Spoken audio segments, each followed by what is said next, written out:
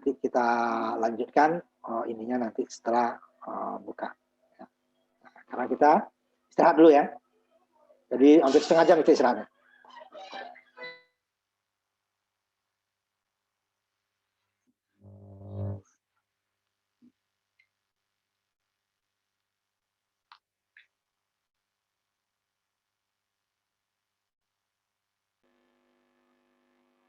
Videonya ya, bagi yang sudah selesai, tolong buka videonya, kita lanjutkan lagi.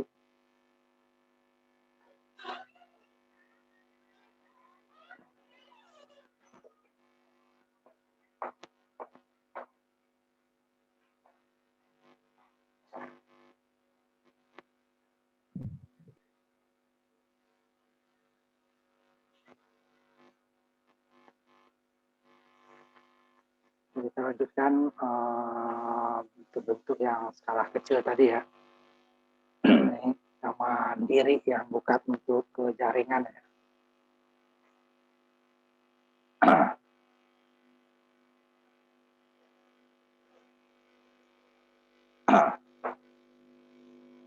Jadi dia biasanya dipakai untuk keperluan sendiri karena produksi dia lokal ya. Jadi keluarnya juga domestik. Seperti ini tadi yang umpamanya sampai 6,5 kilo, umpamanya kalau lebih dari dia ya bisa dikasih dijual ke tetangganya atau dijual ke yang dekat-dekat di situ gitu ya. Ini tidak memerlukan jaringan khusus. Seperti yang skala besar ya. Ini disebut dengan off-grid yang tidak termasuk ke jaringan. Ya. Sehingga dia hanya dipakai di sekitar situ saja. Nah, kemudian jaringan tersebut juga harus beradaptasi ya, bahwa dia tidak kontinu ya, tidak teratur, tidak stabil ya, karena kecepatan angin bisa berbeda-beda, masih dapat daya listrik tetapi lebih rendah atau malah nggak dapat sama sekali atau dia maksimal seperti itu ya. Sehingga biasanya digunakan kalau yang off-grid ini beberapa jaringan atau beberapa jenis sekaligus supaya saling melengkapi dan biasanya menggunakan penyimpanan. Pada saat tidak ada daya, diambil dari baterai. Seperti peralatan meter parkir, ya, rambu lalu lintas, nanti akan kita lihat contoh di bawah ya. Penanggalan jalan, atau untuk gateway internet kabel ya. Nah, kalau di kita power itu saja ya, dia kalau mati listrik kan juga kita nggak dapat sinyal ya. Karena UPS mereka itu hanya untuk kebutuhan penyimpanan servernya saja, sehingga untuk transmisinya tidak.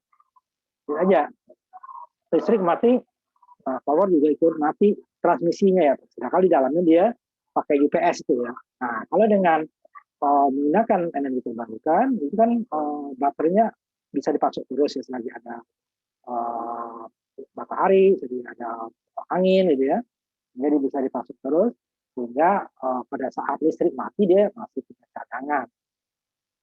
Listrik mati, lagi ada matahari, lagi ada angin juga ada baterai juga.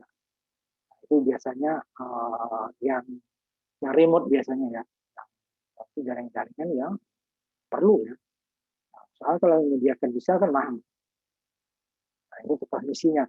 Kalau untuk servernya dia ada pakai UPS. Tapi kan kita tidak tetap bisa berkomunikasi. Nah, itu dia gunanya nanti ya. Karena dia cukup besar dayanya nanti. Kalau baterai kan terbatas ya. Ini potensinya ada studi dari Carbon Trust ya mengenai potensi energi angin skala kecil di Inggris ya tahun 2010 lebih lama ya menunjukkan bahwa terbit angin itu dapat menunjukkan hingga 15 terawatt per tahun listrik atau 0,4% dari daya listrik di Inggris gitu ya. Jadi jika masing-masing rumah tangga, gedung-gedung gitu ya itu dipergunakan seperti makainya ya. Itu bisa potensinya yang tempatnya ada tersedia anginnya cukup ya. Dia tidak perlu terlalu kencang seperti skala besar ya. Sehingga bisa menghemat 600.000 ton atau 5,6 juta ton emisi karbon dioksida yang apa tersebut untuk menanggulanginya kan dengan pohon ya. juga susah. Nah, dengan energi ini nanti untuk energi jenis lainnya banyak dengan negara yang bagus seperti ini. Seperti, karena emang alatnya mendukung ya. Seperti nanti kalau energi laut ya. Ini cukup 10% gitu ya. 10% rumah tangga memasang turbin yang biaya bersaing sehingga dari listrik jaringan sekitar 2%. Oh, ya. 19 sen ini euro ya di atasnya ya, dolar. Ya. Cukup mahal ya dibandingkan kita. Kalau kita kan 1.400 ya. Kalau ini dia kalau 1 sennya itu kan 1/100 ya. Jadi 19 sen, kan 20 sen ya. masih kecil. Kemudian ada laporan dari Energy Saving Trust bahwa generator listrik rumah tangga ya di berbagai jenis dapat menyediakan 30% sampai 40% dari kebutuhan listrik negara tahun 2050 nanti ya. Ini kalau dibangun masing-masing rumah tangga menyediakan turbin angin sendiri ya. Sehingga bisa hampir separuhnya nanti tidak memerlukan jaringan grid. Nah, cuman kalau tenaga angin, maintenance-nya dibandingkan dengan solar cell ini lebih mahal ya, karena dia bergerak ya. Jadi kalau bahan-bahan yang bergerak itu pasti dia aus segala macamnya ya, kerusakannya lebih tinggi. Nah, kan solar cell kan diam. Kalau yang tidak pakai tracker ya, tepung bara. Nah, pemakaian makin daya listrik energi terbaru makin besar dan distribusinya juga makin melebar ya, banyak.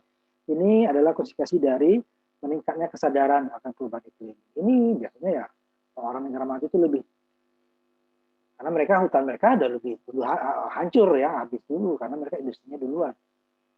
Nah, sekarang mereka baru sadar kalau untuk menanamnya udah susah kan, karena tempatnya juga kurang. Sehingga nanti ada trade carbon atau perdagangan karbon. Nah, mereka ini untuk mengurangi tanpa perlu menanam lagi, sekian karbonnya akan hilang. Dapat tidak perlu ditanam. Walaupun tetap tumbuhan itulah yang akan menyerap ya karbon.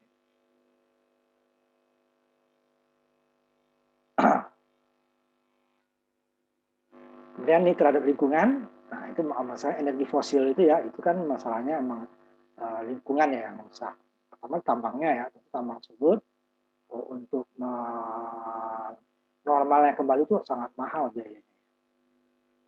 Kemudian batu tambang ya, batu tambang. Waktu dia dibakar, waktu dia diproses itu juga akan terhadap lingkungan ya, besar.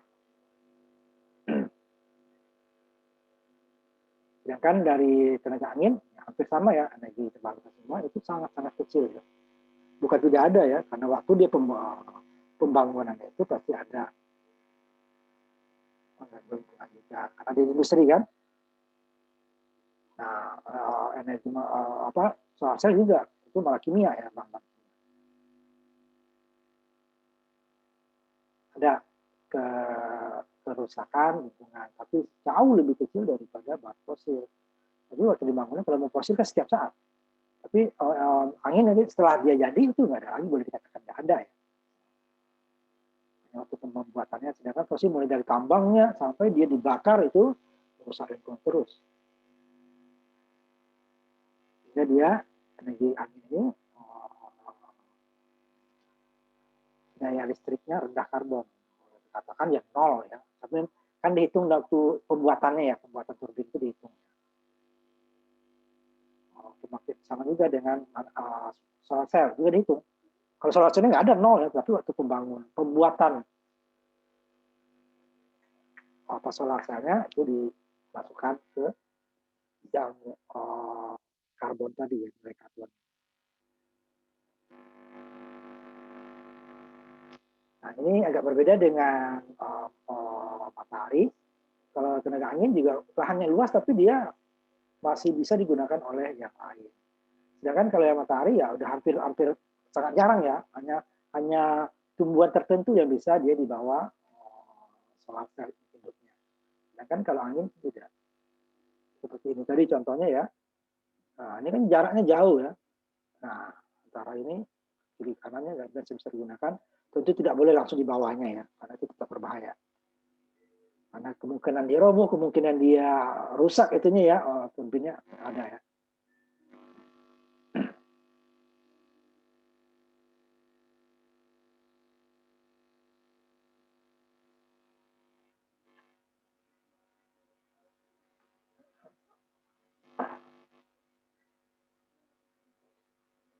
Jadi hanya kecil sekali yang daerahnya tidak digunakan, beda dengan matahari karena tertutup ya.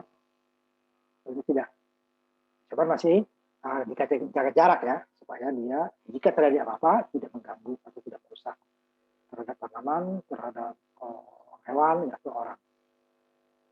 Nah, cuman ini juga bagi lingkungan ini juga ada masalahnya ya. Selain kemarin itu adalah bunyi ya, yang terbang seperti burung-burung itu ya. Dia kan kadang-kadang nggak tahu, karena binatang itu biasanya dia lewat itu kan biasanya berulang ya, seperti semut, seperti gajah, seperti apa, dia berulang ke daerah yang sama. Sehingga kalau itu daerahnya adalah lintasan dia pasti lewat situ lagi. Nah kan di sana sudah ada turbin angin yang bisa berputar ya, sehingga bisa membunuh. Nah, itu juga yang di bangunan ya, yang tadi yang skala kecil. Hanya dia berputar, dia tidak ditutup ya, tidak ditutup, tidak pakai kawat penutup. Jadi dia berputar sehingga binatang-binatang burung-burung itu bisa dia keputar sama turbinnya. Nah itu salah satunya dari orang lingkungan seperti Greenpeace itu ya, yang protes terhadap tenaga angin itu, karena dia terutama yang nanti yang besar ya, itu bisa membunuh malah hewan-hewan yang terbang sekitar. Jadi ini tidak terlalu signifikan ya, karena itu memang binatang itu biasanya jalurnya itu terus ya, pasti dia balik ke sana. Nah itu yang berbahaya. Jadi nanti ada pencegahan ya, mitigasi ya, perlindungan.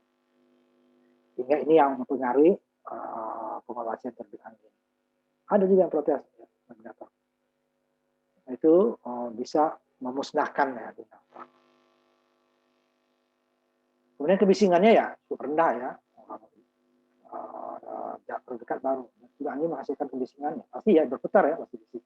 Keras angin lah. Bahkan kedengaran kita kan, agak jauh dikit, dekat baru kedengaran. Tapi di sini dia 300 meter, ya, baru 45 dB. Ini hanya bisingnya sedikit lebih keras dari lemari es. Lemari es kan nggak mengganggu kita, walaupun dia bunyi gitu ya. Itu 300 meter, dari jarak 1,5 kilo itu udah nggak ada lagi. Ini yang skala besar ya, yang skala kecil apalagi makin kecil dia. Jadi tidak ada sebenarnya yang kelihatannya yang rusak. Tapi kalau binatang tadi emang ada. Nah ini karena skalanya cukup besar di negara Amerika, jadi ini juga bisa mengganggu. Jadi turbin angin skala besar ya, dekat pangkalan, itu kan pasti sama ya. Jadi, kita juga di bandara atau pangkalan militer itu bangunan saja tidak boleh terlalu tinggi, ada batasnya kan. Ada batas. Nanti akan mengganggu radar, mengganggu pemandangan pesawat, ya, bisa terjadi kecelakaan. Padahal di daerah tersebut anginnya kencang gitu, nah, itu ya yang perlu kompromi. Jadi tidak perlu, jadi berarti dia harus skalanya lebih rendah, lebih kecil gitu ya, supaya tidak mengganggu juga lingkungan di sekitar. Dan ini aspek estetika, masalah keindahan ya juga. Tapi kadang kan malah ada keindahannya lebih jarak jauh ya, seperti ini. Bagus kan daripada kosong itu aja ya. Nah, tapi kalau jarak dekat ada juga yang mengganggu, atau estetikanya mengganggu pemandangan. Ya, ini yang bagian negatifnya ya. Nah kalau ini kan nggak ada mengganggu. Binatang bisa masih ternak di bawah, kalau mau ditanam masih bisa, gitu kan. Listrik kita dapat. Ya. Dan bisingnya tidak mengganggu binatang. Nah ini yang banyak masalah politik. Ya. Agak susah, tiap daerah, tiap negara berbeda. Nah, di pembangkit listrik fosil gitu ya, nuklir, itu sebenarnya lebih mahal, makanya disubsidi oleh banyak negara. Nah, kenapa nggak subsidi tersebut diberikan juga ke energi terbarukan? Nanti yang kita lakukan selalu seperti itu ya. Karena di nuklir itu dia bersisi banyak, bisa kepertahanan. Orang bisa membangun pembangkit tenaga listrik nuklir, itu sudah dekat ya dengan bom nuklir. Negara yang punya bom nuklir, itu negaranya ya disegani lah ya, tidak bisa negara lain semena-mena. Negara miskin aja seperti Korea Utara, itu negara miskin. Sering terjadi kelaparan, kekurangan pangan ya. Tapi karena dia punya energi nuklir, sehingga negara maju tidak bisa seenaknya. Beda dengan Irak dulu, mudah aja diserang. Libya, mudah aja diserang, karena nggak punya. Nah, jadi energi nuklir itu agak susah, ya itu tadi, karena bisa jadi bom. Ya. Selalu diawasi oleh energi atom internasional. Ya. Ini dari hasil studi ya, subsidi berbahan fosil itu jumlahnya 72 miliar dolar. Bandingnya dengan energi baru kan hanya 29 miliar. Taruhnya lah ya. Cuman masalahnya, kalau energi fosil itu dia bisa continue, ya, sedangkan energi terbarukan itu tidak continue. Nah, masalah di situ. Ini contoh beberapa negara yang mengadakan subsidi terhadap atom.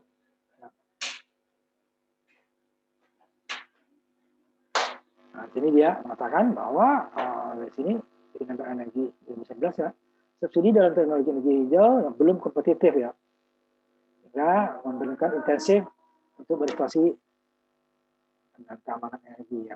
Jadi masih perlu energi, belum bisa kompetitif. Contoh beberapa harga ya.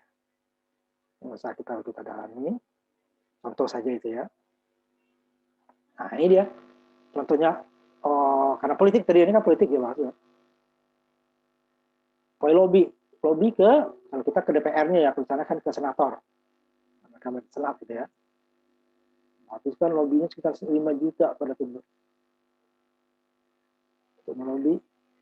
Ini baru tenaga angin ya, belum energi baru keseluruhan. Dibandingkan dengan nuklir, ya, 650 juta dolar. 6,5 triliun tambah 3, hampir 10 triliun ya, dirupiahkan. Sedangkan ini hanya 5 juta. 14 kali 5. 50 miliar teman. Bandingkan ya. Sehingga ya nuklir itu masih dapat prioritas dari secara peraturan ya dari negara. Nah, itu masih itu melobi para politikus yang akan menggolkan suatu peraturan atau undang-undang.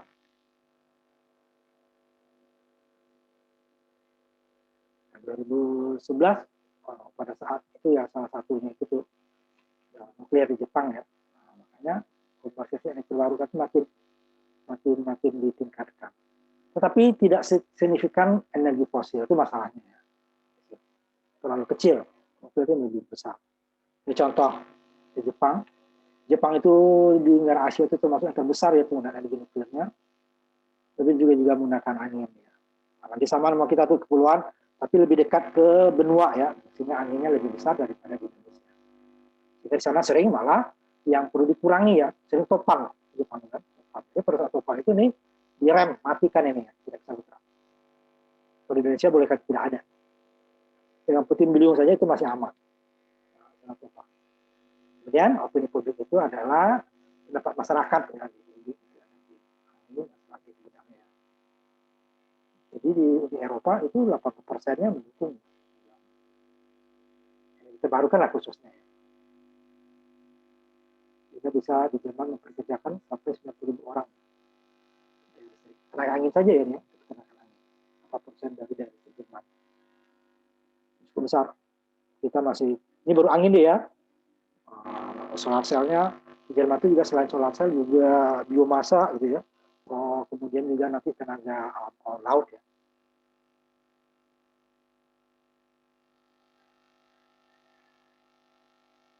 Ini hanya pendapat begitu pribadi ya. Dekat dia itu nggak cocok. Kita ya, biasanya jarak jauh ya. Soalnya skala kecil tadi. Nah, ini adalah salah satu energi terbarukan yang populer ya, karena pertama bersih, kemudian tidak terlalu membutuhkan tempat gitu ya, karena dia ke atas larinya kan.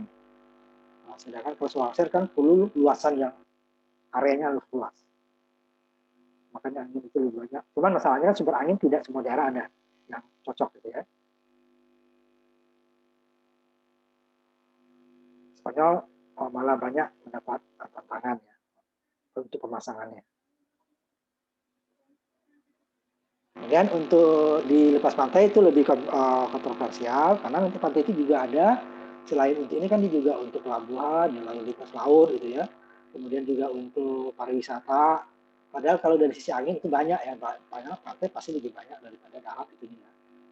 Kita lihat itu ya. Cuman dia karena pantai itu juga banyak pariwisata, perikanan, lalu lintas laut gitu ya. Nah itu tempat tindih yang setuju dengan yang oposisi gitu ya. Masih banyak yang setuju, tapi untuk daerah pantai biasanya lebih banyak lagi yang makin naik ya.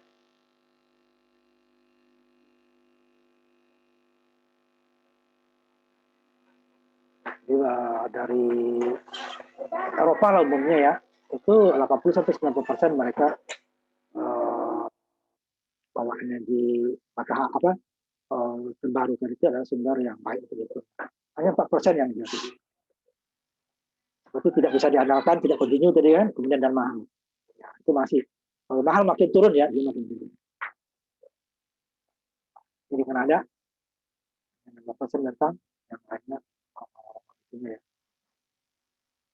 lebih besar daripada nuklir 70% tentang kan, sedangkan penadaannya hanya 16. Nuklir itu adalah kalau kebocoran ya jadi radiasinya.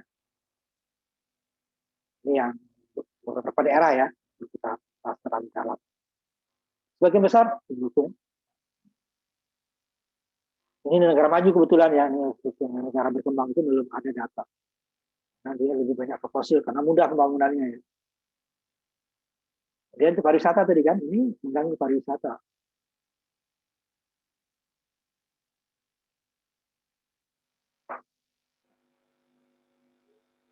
Nah, ini salah satu negara Eropa, negara maju ya, Skotlandia, dekat Inggris tuh ya, berupaya berencana untuk memperoleh 100% daya listriknya dari sumber energi terbarukan.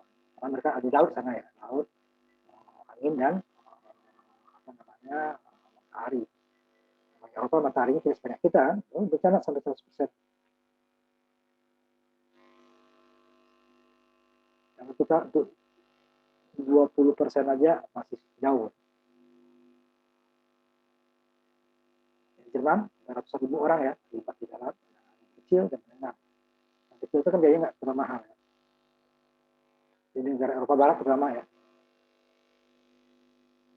Seperti ini tadi, nggak perlu ditegakkan. Batu bara kecil, minyak kecil, nuklir kecil. Ini gelombang laut ya, nanti kita bahas.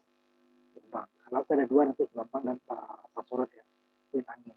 Ini yang banyak. Ini yang mau menggantikan ini semua nanti dia. Nah, sekarang mereka kan batu bara, minyak dan nuklir kan. Nanti akan ke gelombang dan angin. Kalau gelombang ya sama lah dengan angin ya. Tidak dijamin 100%. Jadi penentangannya persentasenya kecil ya. Mendukung lebih besar. Mendukung lebih besar. Di bawahnya. Di atas cenderung menentang dan yang 12 watt yang mendukung. Hampir 80%-an ya, lebih di atas 80% gitu ya, yang mendukung. Dan sangat mendukung gitu ya. Cina juga. Daripada nanti di daerah perkotaan itu ya, dapat masyarakat ya, dan keinginan. Ini di negara maju sudah ada yang di tingkat lokal tersebut ya. Karena kesadaran mereka terhadap lingkungan, karena apa namanya, bumi ini suhu akan makin panas kan. contohnya. Banyak di daerah pegunungan, teman hutannya nggak ada gitu ya, stepa atau sabana, hutan rendah atau hanya rumput-rumput. Beda dengan kita. Nah, di kita ini adanya di Nusa Tenggara, Barat, Timur ada. Tapi anginnya masih kurang, makanya di Sulawesi Selatan gitu. Tapi itu skala kecil bisa. Nah, cuman di industri skala kecil itu mereka belum mengeluarkan kredit gitu ya. Ini beberapa turbinnya desainnya yang besar itu adalah desainnya adalah sumbu horizontal ya. Nanti ada sumbu horizontal, sumbu vertikal ya. Yang biasanya vertikal itu ya skala kecil. Skala kecil ya. Kita lihat nanti beberapa minggu saya. Ini yang skala besar tadi, pondasi segala macam ya, bisa dilihat. Isinya, ini kan udah gigi kan. Pemutaran angin ke putaran generator yang harus RPM-nya nanti ya 1.800 sampai 3.600 gitu kan. Tergantung dari poolnya berapa, 2 pool atau 4 pool. Kutub ya. Iya. Ya kan? Nah, harus dikit. Nah, kemudian ini untuk memutar ya. Dia tenaga memutarnya ya putaran dari angin sendiri. Angin datang dari kiri diputar ke kanan. Angin kanan diputar ke kanan. Ini kecepatan. Ini yang skala besar. Nanti ada beberapa. Ini contoh turbin angin skala kecil. Ini setengah tong nih, tong kayak drum ya, separuh. Ini mirip dengan yang tadi, cuman bilangnya segi 4 aja ya. Nah ini horizontal ya, ini vertikal. Ini vertikal. Ini skala kecil. Yang dari fondasinya nggak perlu terlalu tinggi ke atas. Yang berapa meter cukup. Ini definitif. Nanti pemakaiannya nanti yang pelintir ya, fixed. Dan juga sumbu vertikal. Nah, ini digunakan skala kecil. Ini mirip dengan tadi ya. Dua kiri kanan yang berlawanan dia ya. Di belakang sama depannya berlawanan arah. Jadi nanti turbinnya juga dua ya. Turbinnya kedua. Turbinnya generatornya juga dua. Nah, ini yang di jalan tol biasanya. Nah, kalau kita kan jalan tol baru solar cell ya. Nah, ini bisa. Di daerah terbuka ini kemungkinan angin itu ada. Ada kemungkinan anginnya ya. Apa enggak kita gunakan selain solar cell digunakan. Jadi kalau matahari lagi redup atau hujan, angin ada ya, dapat ya. Tapi ini pakai baterai biasanya ya. Untuk biasanya lebih satu penerangan jalan atau untuk lampu lalu lintas. Ini skala kecil penggunaannya. Bisa dikombinasikan hibrid namanya antara angin, matahari atau yang untuk lampu.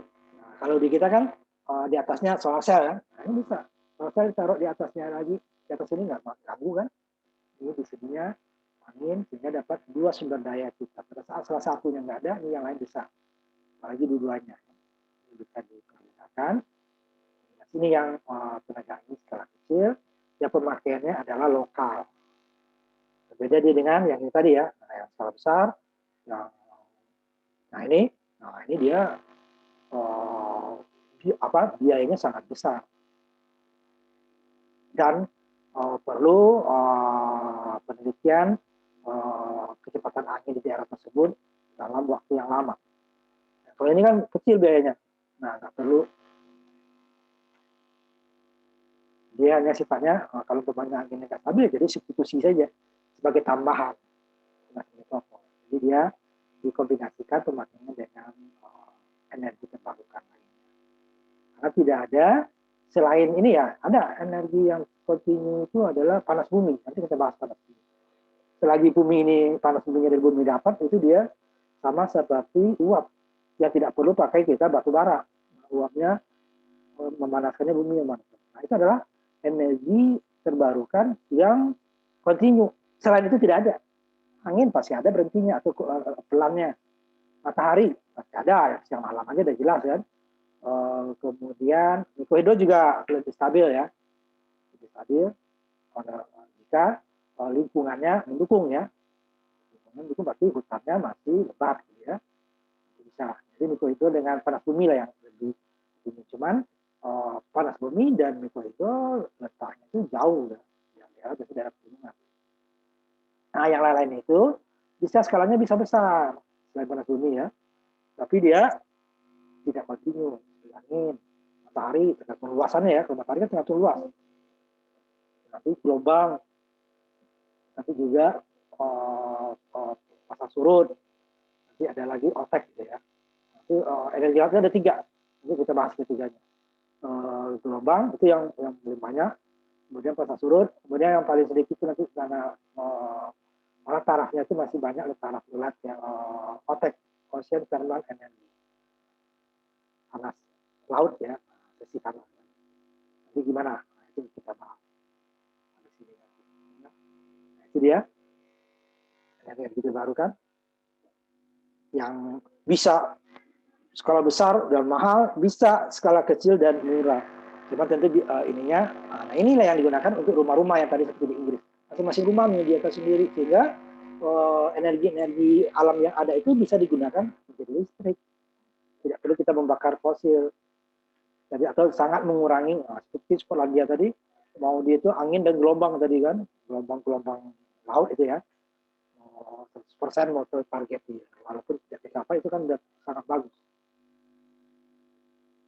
Bisa kantor-kantor, rumah-rumah menyediakan atapnya pakai solar cell, di atasnya ditaruh lagi turbin angin skala kecil sehingga kita mendapatkan listrik yang berlimpah sebenarnya. Jadi yang cocok di rumah-rumah tadi itu tadi angin skala kecil dan solar cell. Sedangkan yang lain itu harus skala besar ya. Yang kalau energi laut pasti ke pinggir pantai. Nah kalau angin kan di atas rumah kita bisa. Matahari di atas rumah kita bisa. Ya kan? Nah itu yang di pertanian yang ini beberapa contoh. Bisa sebenarnya kita di jalan-jalan atau di kantor-kantor, karena kantor kan punya tempat parkir yang cukup luas kan, tapi ada kemungkinan anginnya. Atau ada tamannya, ada angin. Nah inilah yang perlu dikembangkan di negara maju ini yang dikembangkan. Karena skala besar sudah ada industri sendiri ya. Nah, kita lampu lalu lintas, lampu penerangan itu masih hanya solar cell, bisa digabung sehingga sumber energi kita bisa lebih banyak dan tidak bayar. Itu masalahnya, tidak bayar ya. Nah itulah energi angin. Kita bagian terakhir energi angin gitu ya. Nah nanti kita minggu besoknya setelah angin kita masuk ke biomasa. Nah, biomasa ini ya hampir semua negara punya. Namanya limbah ya, limbah itu ya, kayu, segala macam. Cuman tidak banyak yang menggunakan. Malah biomasa itu malah jadi limbahnya jadi biaya. Harusnya bisa dia jadi pendapatan yang dipergunakan. Nah, nanti kita bahas biomasa. Sebelum masuk kita ke pembangkit listrik laut ya. Harusnya nanti ada sebilang tadi gelombang, ada pasang surut, ada otek gitu ya. Nah, itu baru panas bumi. Nah, kalau panas bumi kan tergantung negara ya. Kalau juga kalau negara punya laut ya. Kalau negara punya laut bisa. Tapi kalau angin matahari itu udah pasti hampir semua negara bisa. Hidro tergantung. Ya. Tapi kalau angin sama matahari itu pasti semua negara ada. Karena tidak ada negara yang tidak dapat matahari. Tidak ada negara yang tidak dapat, orang ditutup aja ada matahari. Dan waktunya aja berbeda kan. Nah, itu kita, materi kita cukupkan sampai di sini. Nanti kita ketemu lagi nanti setelah Lebaran ya. Jadi minggu depan kita nggak masuk. Tanggal 13 kita nggak masuk. Nanti kita ketemu tanggal 20. Nah, Lebaran. Jadi karena kita ketemu lagi, saya mengucapkan selamat Lebaran, mohon maaf lahir dan batin ya, karena kita nggak ketemu lagi sampai habis Lebaran nanti ya. Semua ya. Kalau ada kesalahan mohon maaf ya. Sampai di sini kuliah kita, ketemu lagi kita tanggal 20 ya. Terima kasih. Assalamualaikum warahmatullahi wabarakatuh. Selamat malam. Sampai jumpa semua ya.